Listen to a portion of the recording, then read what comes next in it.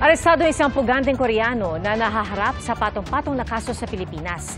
Tiklo rin ang magkapatid na customs broker na nangingikil umano ng padulas sa isang importer. Saksi, si Mark Salazar. Arestado ang magkapatid na broker sa customs dahil sa pangingikil umano.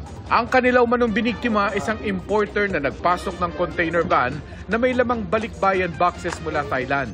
Na-hold na daw, may droga daw, whatsoever. And I know for the fact na wala pong droga yun. Nag-ask na sila ng sobrang napakalaki amount, which is 1.9 million. Yung aking container po ay debente lang.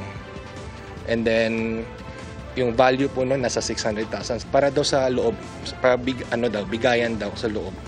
Parang padulas. Dumulog sa NBI ang biktima, kaya noong June 3, nagsagawa ng entrapment operation ng NBI at Bureau of Customs. Ito palang perang ito na nagkakahalaga na allegedly 1.9 million na ayon din sa mga subjects ay para din daw mapabilis itong transaction dito sa BOC. So hindi lang sa isang division ayon sa mga subjects natin, multiple divisions sa BOC. So lagay siya. Depensa ng mga suspect. Our shipment is for WSD na, which is warrant for seizure something kasi nga for misdeclarations. That's why po, we try to negotiate as much as we can. But regarding with the extortions accusations, siguro po it's too much. Meron naman po kaming defense regarding that. Pero I hope you respect us if we don't disclose this issue sa inyo po. So, yun lang po. Hindi inaalis ng Customs at NBI ang posibilidad na may kasabwat nga ang mga suspect sa loob mismo ng Customs. We step in sa investigation. And ayan nga, sabi ko sa inyo, with the help of the BOC, we are now into it. Iimbestigahan namin mabuti yan kung gaano kalawak na yung sindikato niyan.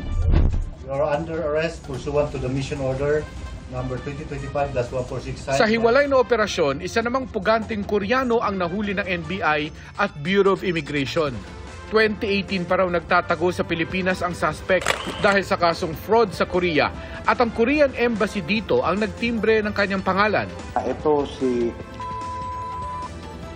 ay nandyan lamang pala sa Malate. So, with the BI and the OTCD ng NBI Joint Forces, ayun, na-aresto natin siya. Sa kanyang 7 taong pagtatago dito, nabuhay rin siya umano sa panloloko. Maraming kaso na napile sa kanya din dito sa Pilipinas. Nakasuhan siya dito ng STAPA, falsification of public documents, malicious mischief, grave threat, damage to property, tsaka human trafficking. Mas paiigtingin daw ang background check sa mga foreigner, hindi lang sa pagpasok kundi habang narito sila para masigurong hindi tayo ginagawang hideout ng mga foreign criminals. Para sa GMA Integrated News, ako si Mark Salazar, ang inyong saksi. Mga kapuso, maging una sa saksi. Mag-subscribe sa GMA Integrated News sa YouTube para sa iba't ibang balita.